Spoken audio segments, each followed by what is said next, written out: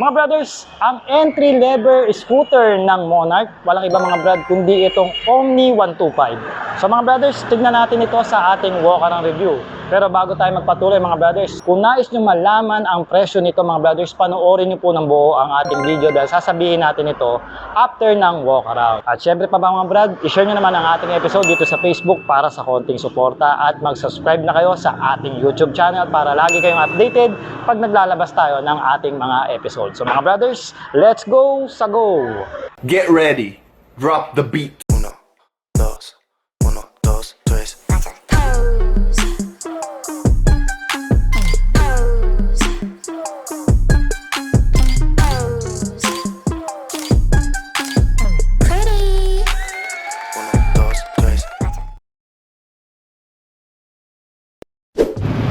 So eto na nga mga brothers, ang entry level scooter ng Monarch, the Omni 125. Okay, so mga naghahanap dyan ng mga pang service na scooter, ito po ang marerecommend sa inyo ng Monarch.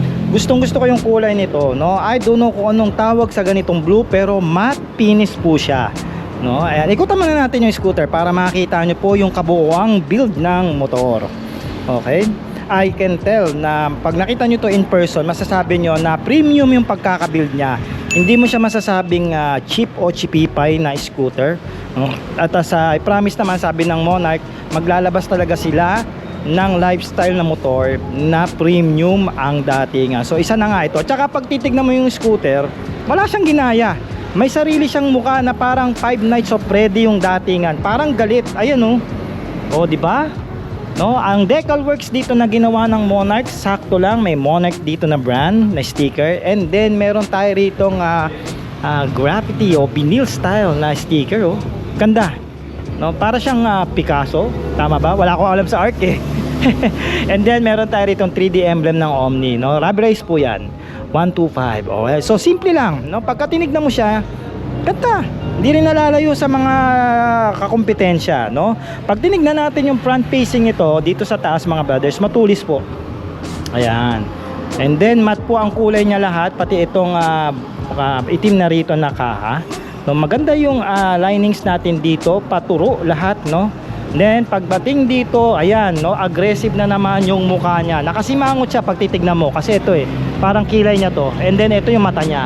Naka-projector lamp tayo rito mga brothers na LED na. So ito na yung nauuso ngayon. Tsaka yung turn lights, tingnan nyo naman kung gaano kahaba. Diba? Grabe. Ngayon lang ako nakakita ng ganitong approach pagdating sa scooter. Tsaka ito, masasabi mo, hindi ginaya. Baka kasi isipin na naman na iba dyan, Honda Click. Hindi, iba itsura nito. Dito wala ginayahan to. May sariling design po ang Monarch. No, and then, pairings check. Ayan, makikita nyo po, flexible yan. Ayan, dinidikit ko na yung pairings, diba? Walang problema. Kung mababangga kayo, hindi basta-basta magsha-shattered yung kaha nyo. Ayan. Diba? Flexible siya mga brothers. Ganda ng pairings quality ng Monarch, ha. Naka-telescopic fork tayo rito mga brad. And then front disc brake tayo na mayroong 2-pot piston caliper ba? Kahit paano, maganda mamreno, ha. Pagdating sa gulong mga brad, naka 14 inches tayo rito na alloy mags, ha. Tapos kulay matte na rin ito. Then maganda yung design. Meron tayo ritong 5-spoke na wheel mags at naka-tubeless na ang goma natin na branded by Cordial. Ang tire size nito mga brothers is 90 by 90. Gusto ko nga yung gulong nito Tsaka syempre Cordial, kahit papano tiwala na tayo dyan. Alright, side profile. Ayan, so anong meron makikita rito sa side profile? Meron tayo ritong malapad na floorboard at may texture po yan para hindi tayo basta-basta madulas. Utility hook natin, and also meron tayo ritong easy access na packets, and then malalim na packets para sa ating cellphone. Good thing meron tayong USB, and then isang USB, and then isang Type-C na rin. Alright, naka-shutter key tayo rito for the extra safety natin, no? And then seats button para walang kahasel-hasel magbukas ng ating upuan. Okay, pagdating naman sa upholstery mga brothers ng ating upuan, I can tell makapal po yung ginamit dito ng Monarch. Tsaka pag kinukurot ko, ayan bumabalik. So ibig sabihin quality yung upholstery niya. Naka 2 stitches tayo rito, kaya matibay ang upholstery natin dito, hindi basta-basta mapupunit. Naka solid grab bar tayo rito na bakal mga brad. Ayan And then pag binuksan natin, meron tayo rito estimated na 15 na underseat compartment. Kasya rito mga brad isang half face helmet, and then 5.5 fuel tank capacity. I guess maglalaro ang fuel consumption nito. Bigyan ko kayo ng estimated mga 45 to 50 kilometers per liter. Pero syempre depende pa nga rin yan talaga sa rider at saka sa daanan na daraanan nyo. Okay? Ang ating muffler dito, hindi naman siya ganun ka-upright. Upright naman siya, pero hindi siya mataas supposedly dapat dito yan. Tama lang yung taas niya. At ang ating muffler guard dito, heat guard, flexible po yan na plastic. Naka-allen bolts tayo rito. Meron tayo rito ang ordinary na tapakan, pero okay lang, rubberized po yan na may combination ng bakal. Tire hugger natin dito mga brothers, sakto sa kalahating gulong. And then meron pa tayo rito rubberized curtain para po extra protection ng ating motorsiklo, hindi basta-basta maputikan, lalo na yung ating injector. Alright, so kabilang side para makita nyo. So same approach lang naman, makikita natin dito yung side stand. May kill switch ba? Ay sayang, wala. No, ito yung tapakan natin. Yung panggilid ng makina, okay din. Ito yung breather ng ating air cleaner o air filter. Dito lang po yan. Sad thing, wala siyang kickstart, no? Pero ganun pa man, ang ganda ng design dito ng panggilid natin mga brothers. Okay? Ayan. Alright mga brothers, bike fitting para dito sa Omni 125 ng Monarch Motorcycle. For the reference mga brothers, may taas lang po ako na 5'4", and then may reach lang po ang braso ko na 20 inches, and then may bigat lang po ako na 54 kg. So ganito po ang itsura pag nakasakay na po rito sa Omni 125 ng Monarch. No? May kataasan lang yung kanyang seat height mga brad na 780mm, and also may kalaparan kasi yung kanyang upuan, kaya masasabi ko rito na nakatingkayad na tayo rito ng konti. Pero kung mga 5'2", 5'3", kataas kayo rito, aba hindi kayo mahihirapang i-manage ang scooter na ito. And then may ground clearance siya na standard na 140mm, tamang-tama. And also may gaang lang siya mga brothers na 99 kg pagdating sa kanyang dry weight. Siguro kung ipo-full tank nyo ito, and then lalagyan nyo ng langis yung makina, siguro papalo ito ng around 104, 105 kg. Siyempre, magaang pa rin when it comes sa pagiging 125 scooter nito. Okay, turn radius mga brothers, malaki. So hindi kayo mahihirapan dito. Kahit nakatingkayad ako rito, na tutulak ko pa naman yung motor o na ilalakad ko siya since magaang lang naman siya, no? And then ang riding position natin dito mga brad is upright naman, pero mababa yung kanyang manibela. And then hindi na naman nabago yung kasi characteristic na talaga ng mga scooter na mabababa lang yung handlebars, pero makipot ito. So madali mo itong masisingit sa mga makikipot na eskinita kung doon ka nakatira, especially sa mga parking lot, pagkapuno ng motorsiklo, hindi ka mahihirapan dito. And syempre, pagka mga traffic mga brad, siguradong madali ka makakapasok sa mga makikipot, makasingit, di ba? Hindi ka basta-basta ma-stuck sa traffic. Alright. And then, ang ating upuan dito mga brothers, I can tell malambot siya. Makapal ang upholstery nito at makapit po, no? Hindi ako nag-i-slide. Makapit siya sa pag nakamaong kayo rito. And then, kung matangkad kayo, pwede kayo umusog dito. Ayan. O mga hanggang dito yung hita nyo, may space pa rin, hindi kayo babangga. Ako, since mababa ako, usog na ako rito sa unahan. Kung matangkad kayo, dito kayo sa likuran mga brothers. Susog ako dito, ito yung pinaka parang fit sa akin na position dito. Ayan. No, and then malaki yung floorboard natin, pwede pa tayo rito makapaglagay. Alright. So bike fitting mga brothers, approve itong Omni 125 ng Monarch Motorcycle. Alright mga brads, going dito sa rear, meron tayo ritong LED na taillight. Ang ganda ng taillight niya, no? May original design din yung Monarch dito. Hanggang dito yung pagka-plastic na sa ibabaw. So pag umilaw ito, sigurado maganda. Ito yung high beam niyan. Ito naman pagka yung standby na ilaw niya, yung low beam niya, no? Turn lights niya, ito. Kala ko nandito. Ito pala, hindi ito masyadong flexible mga brothers. So iingatan nyo po ito. At ang kagandahan, LED na yan. And then may sariling ilaw yung plaka natin. May projector at lagayan ng plaka. Fender check, mahaba siya. And flexible po yung plastic niya. So wala po kayong poproblemahin kung sakali maka-atras kayo rito ng mga sasakyan o pader. Okay?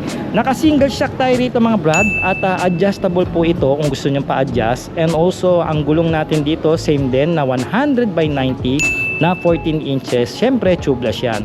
Drum brake naman ang preno natin dito sa likuran. Alright. Okay mga brad, going dito sa kanyang cockpit, meron tayo ritong digital meter. Sad to say, hindi lang natin to ma-on since brand new po ito. At hindi natin pwede activate yung battery dahil nga syempre brand new. Left and right natin dito, ayan. Sigurado ito yan. Then may mga meron tayong high beam indicator dito at saka engine check. Hindi ko lang maalala kung ano itsura ng speed meter nito, pero sigurado may RPM, may speed meter tsaka odometer. Kung meron tayong makitang picture, pakita na lang din natin para at least meron kayong idea. No, dito sa kanan, ang handle grip sakto para sa isang large na kamay. May bakal tayo na M-bar. Ordinary ang ating brake lever dito na non-adjustable. No, ang kagandahan pa mga brothers, meron tayo ritong hazard switch. Ayan o. O, diba? So, meron tayong patayan ng ilaw pa rito kung gusto natin patayin, pero I recommend na buksan nyo na lang lagi para mas visible kayo. Ang ating electronic starting mga brad. At dito naman sa kaliwa, nandito yung left and right sa ilalim, busina sakto sa akin tam, low beam and high beam. Sabi ko nga, ang ating brake lever dito ordinary lang, and also ang ating handle grip sakto para sa isang large na kamay, no?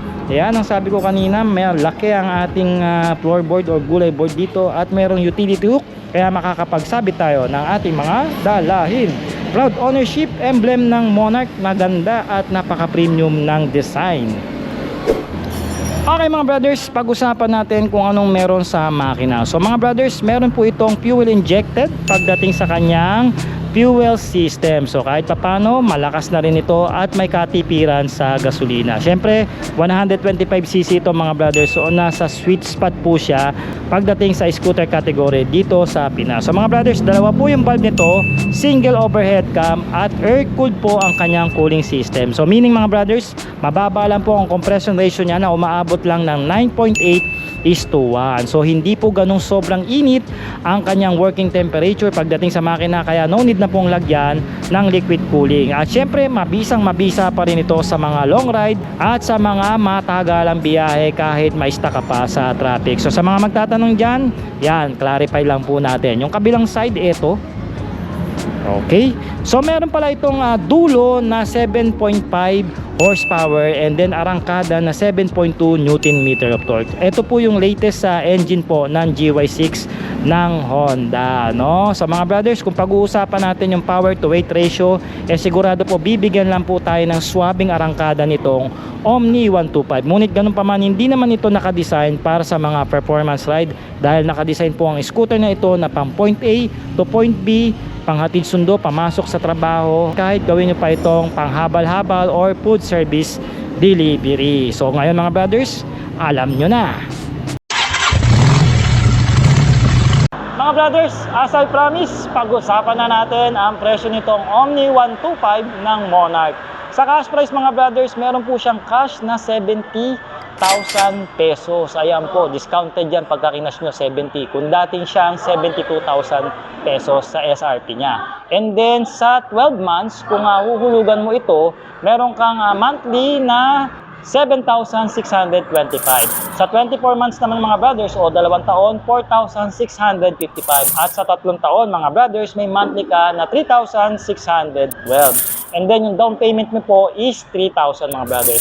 At syempre, ang rebate ng Skygo and Monarch, 200 pesos. Okay mga brothers, so mga brad, kung natitipuhan nyo po itong scooter na ito o ang iba pang mga motor ng Skygo o Monarch, i-PM nyo lang po kami mga brothers kung gusto nyo maglabas at i-assist po namin kayo since ahente naman tayo ng company nila. So mga brad, mag-comment naman kayo ng yes kung nagustuhan nyo itong walk around natin dito sa Omni 125 ng Monarch Motorcycle. At ano-ano pa ba sa motor ng Monarch at Skygo ang gusto nyong paikutan sa atin? Comment your suggestion dyan sa comment section. So mga brothers, maraming salamat po sa pagsama nyo sa ating walk around. I'm Ark of Short Moto. Ride safe and cheers!